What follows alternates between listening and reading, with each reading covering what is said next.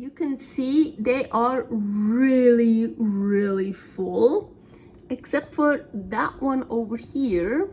That one is one with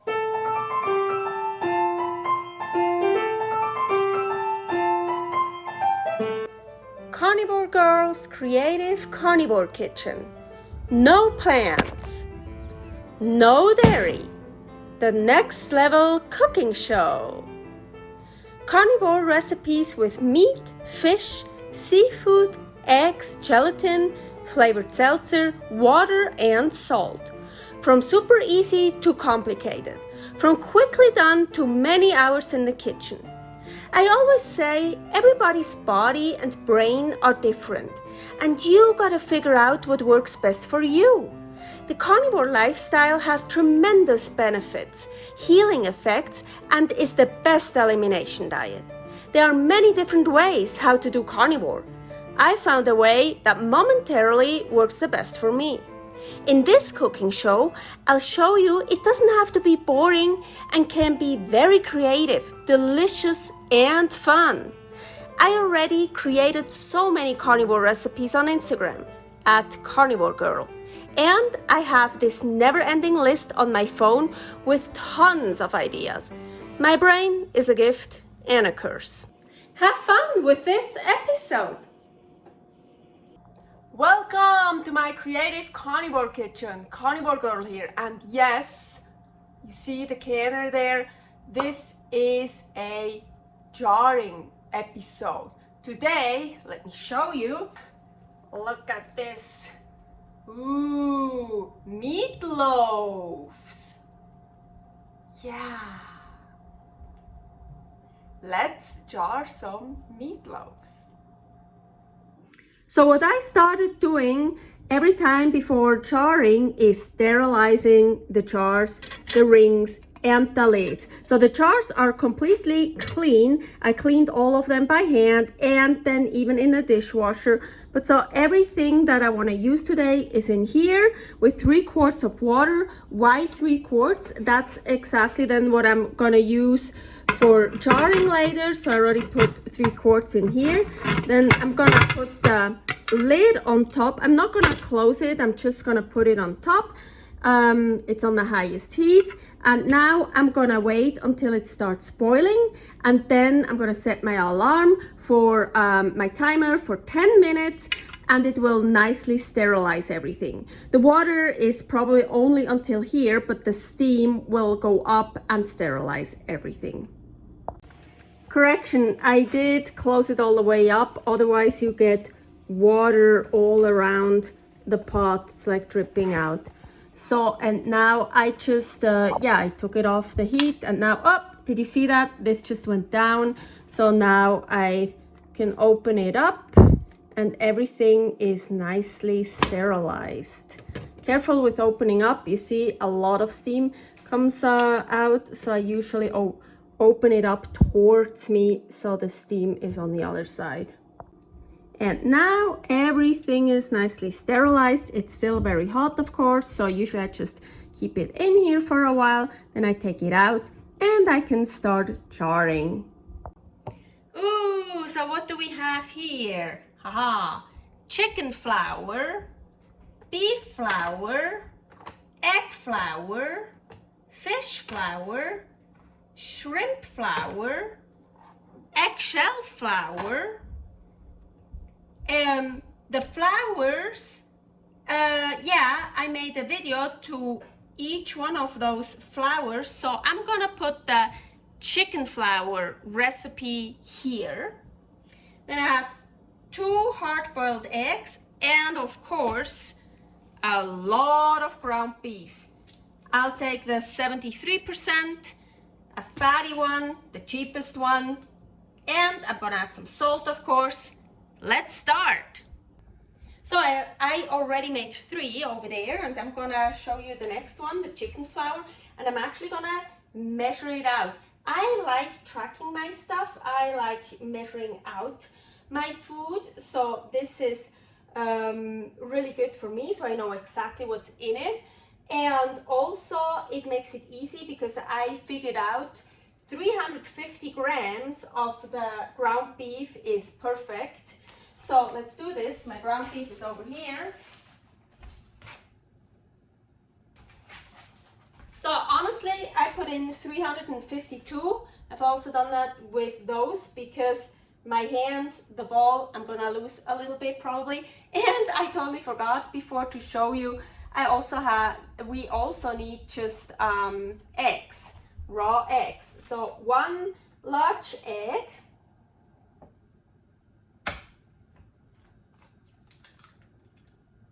Now, the flour, I've been using between 12 and 15 grams.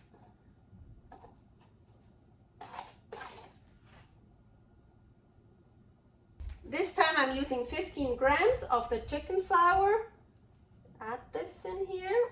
And the salt, I'm just gonna, I don't measure out the salt, just what I kind of think is good. So, then I mix everything with my hands. Also, first I made the fish, then I made in the same, well, I always use this bowl, in the same bowl right after the fish, I made the shrimp, then I washed it out. I got a new one of these, I have many of those, a new spoon, and I washed my hands and I washed the bowl.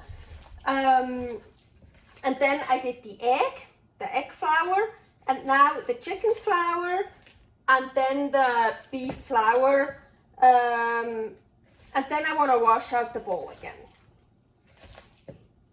I mean, you don't have to wash out the bowl in between, but the fish and the shrimp, I didn't want it to get into the egg and the chicken, so. Now, sterilized glass, and it's easier, first I just put like the whole thing in here, but it's actually better when I just put a little bit and push it down. So then you don't really get air pockets. Here I use that one here to try to get it all the way down, but this is so much easier just like that. So, oh, that one looks really full. So, that's the chicken. Off to the next one. Okay, so now here a special one, the eggshell flour. By the way, recipe for the eggshell flour here, how I made this. So the eggshell flour, you definitely don't want to use 12 to 15 grams. It's really chalky, but it's good. In a way, it's even tasty. It gives it a cool flavor. Sometimes you even feel it, but you don't need much. You don't want a lot. So it's a good calcium source. So here, just the 350 grams of ground beef. I already put in some salt. Oh yeah, by the way, you can use any salt you want. You don't need to use canning salt. It just has to be pure. So no, and your salt should be pure anyways. There shouldn't be any anti-caking agent or dextrose, aka sugar, aka drugs in it or something else. So yeah, 1 egg, and here really just a little bit. Let's see, I think it's about 2 grams, 2 grams. Let's see. You see, I think that's already enough. So, well, this is okay, I would say this is more than enough, but I'm gonna add a bit more. So, well, you gotta figure it, maybe you don't like it. Maybe you wanna add some eggshell flour just so you get a little bit more of calcium, but you don't wanna taste it. Then you really just wanna sprinkle a little bit. I like to taste it a bit, and I'm a bit worried that it's too much. Well, I figure it out when I'll eat it, maybe in a year or two, or I don't know. Yeah, but so you definitely don't wanna use 10, 12, 15 grams. Okay, so I have 1, 2, 3, 4, 5 with all the different flours, and now here an extra one and a second extra one. So yeah, we're gonna do that one again, but I did this with chicken flour, now beef flour. So I wanna add, instead of a raw egg, a hard-boiled egg. I have this super cool thing here that I like, so I use this. You can also just chop it up.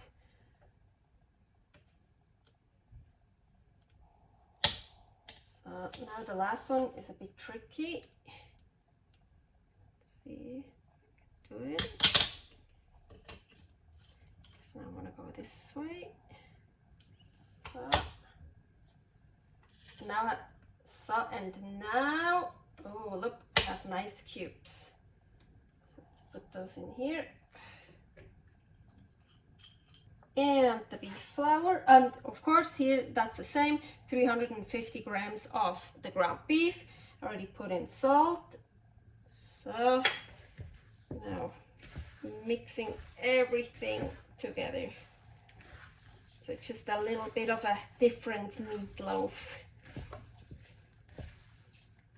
Because I wanted to make 8 jars, because in the canner I can can 16 jars. So I wanted to make 8 of my meatloaves. Okay, now very important part. So I have here a fresh towel, so a new one. This side is damp, and especially with these jars here today, I want to make sure I clean the rim very well so I get a good seal. So, and after I use the damp part, I use the dry part. So I'm really gonna clean this. Now I'm gonna put the lid on, new lid. I reuse the rings, that's why they look so badly. With 2 fingers, I put that one on, and just a little bit, you see? Don't screw it on all the way, because it needs to be able to breathe to make a good seal. So that one is ready. So I'm gonna do the rest with those jars. Okay, so now I put the 3 quarts of water in here when I use it for sterilizing all the jars.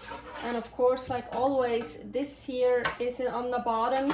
You never want to put the jars directly on the pot's bottom. So I'm gonna add a little bit more water, because I always feel after sterilizing it for 10 minutes, some of the water evaporated. So, and now I'm also gonna add a tiny bit of vinegar. They recommend 2 tablespoons. I really just want to do a tiny bit because I hate the fucking smell, but I still want to keep this clean and not getting all black. So that's what the vinegar is for. And now we're gonna fill it up. So this is a big pot. So these are wide mouth Pint jars, and I can fit 16 in here, 8 on the bottom, 8 on top. And I'm gonna start loading those in. I like to know exactly what is in my jars, so I have them all lined up how I wrote it down on my phone, like which one is which one. And I always start here. So I'm gonna do the first one here, and then I just go around.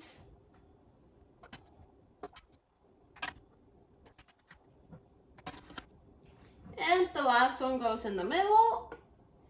And now, well, this is my video for today. This just these my mini meatloaves. But I always try to fill it up when I jar. And so I'm gonna add 6 checks, and I have this super cool thing. So I can just put that on top, and now I'm gonna put the checks on top, the eggs always on top, because you never know if you get an explosion. Here, by the way, how to do checks, a video. the canner is ready. Here my lid. I'm gonna check it. Gonna check this. Yes, that works fine. Here the vent. Can I see through?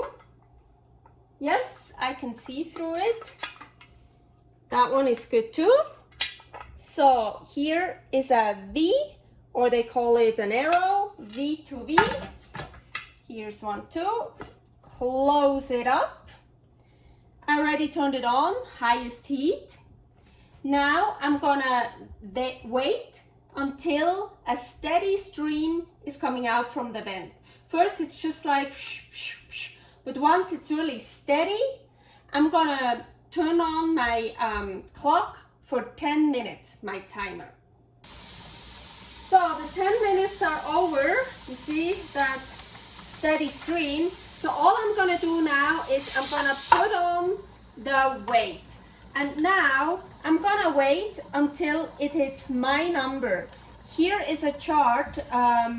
What number you use, it depends what altitude you live in. So for me it's 13 pounds. So maybe at around 10 pounds I start decreasing the heat, and as soon as it hits 13 pounds, I will set the timer to 1 hour and 15 minutes.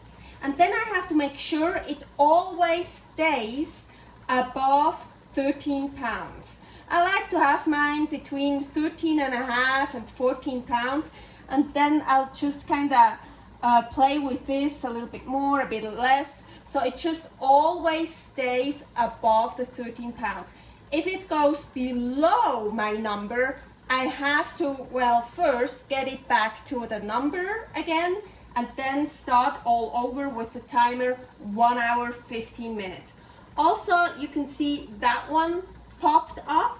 That means the steam is building up here. It's all the pressure built up in here. So after 75 minutes, having the gauge always at least 13 pounds, I turned off the stove and I slowly, carefully put that away from the hot stove. So I just left it here and I waited until the gauge is at 0. And this one here, you remember that one that popped up, that went down now all by itself. So, and now all I'm gonna do is taking off the weight, and now I'm gonna wait 10 minutes. And after those 10 minutes, I'm gonna open up the lid, and careful, because still a lot of hot steam will come out. So I will just open it like this. And then I'm gonna wait another 10 minutes. And then finally, I will take the jars out with this here, put it on my cutting board over here, and just leave it here overnight and deal with the rest tomorrow, the next day.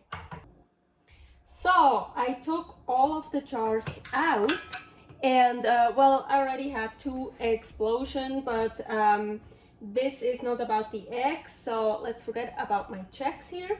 So the meatloaves here, what I see, what I was hoping, they really full. So I forgot to tell you, when I filled it up, you should leave 1 inch headspace.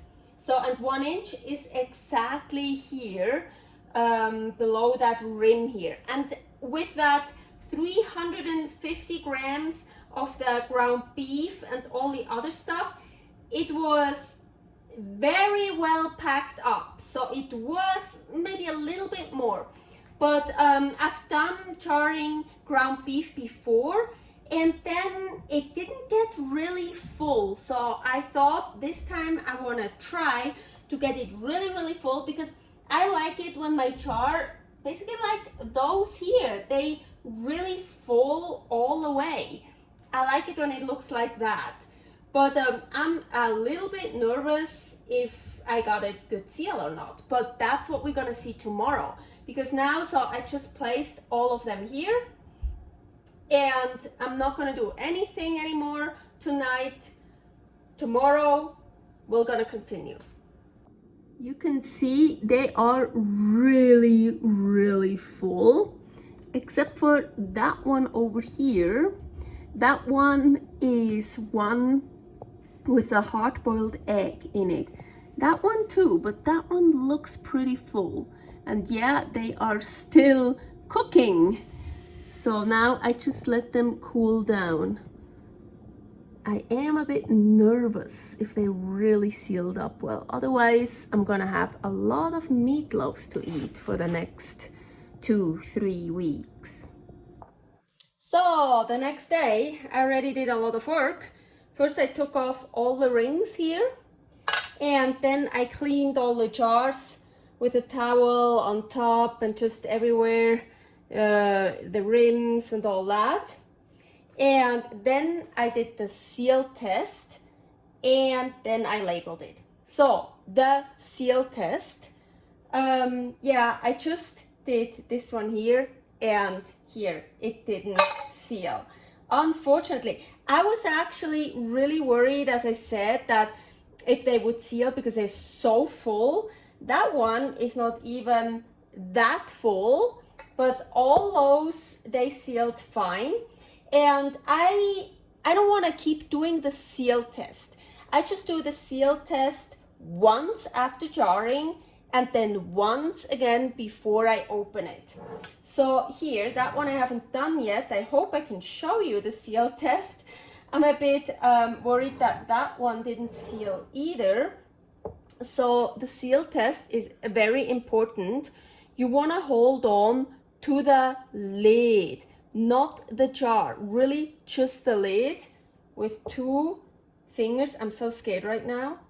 Oh, perfectly sealed.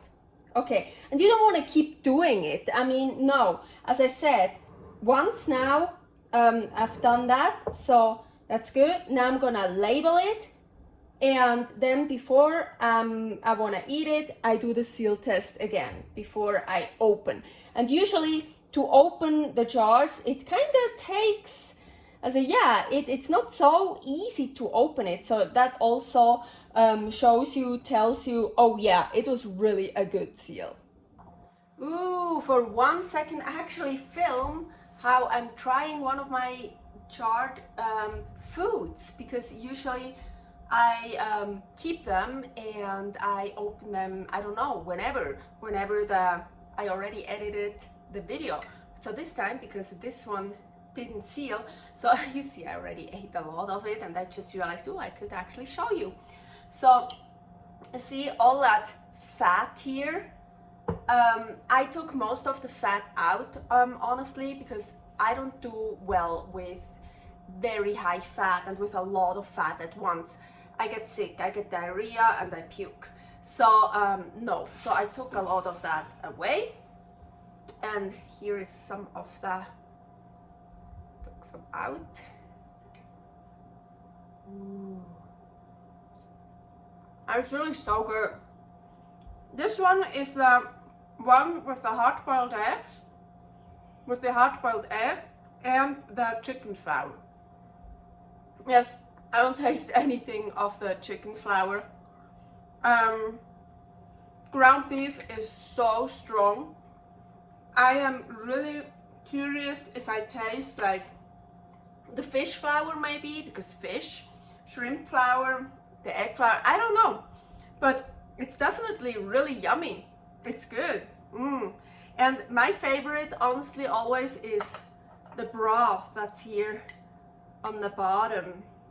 That's like so... Sometimes I just open up a jar and drink the broth out and use the meat for Paul or something else, because the broth is just the best. But yeah, I'm happy with that. I really don't know why this one didn't seal. It looks all good, but I'm not sad because I can eat one already now. Servus!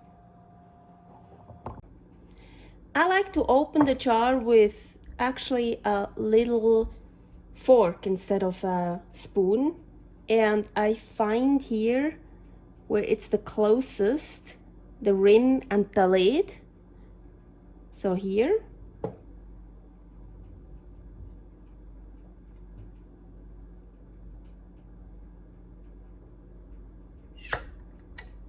and open.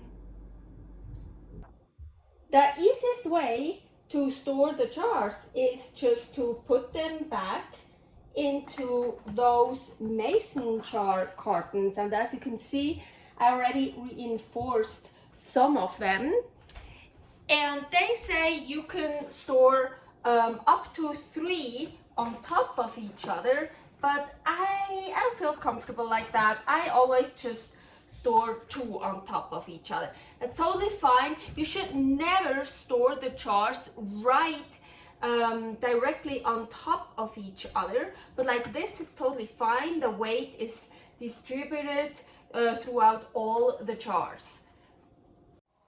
Thanks for watching. If you try out this recipe, please tag me and let me know how you like it. Subscribe, share, like, comment, follow me on Instagram @karnivorgirl. See you next week in my next episode of Carnivore Girl's Creative Carnivore Kitchen. No plants, no dairy, the next level cooking show.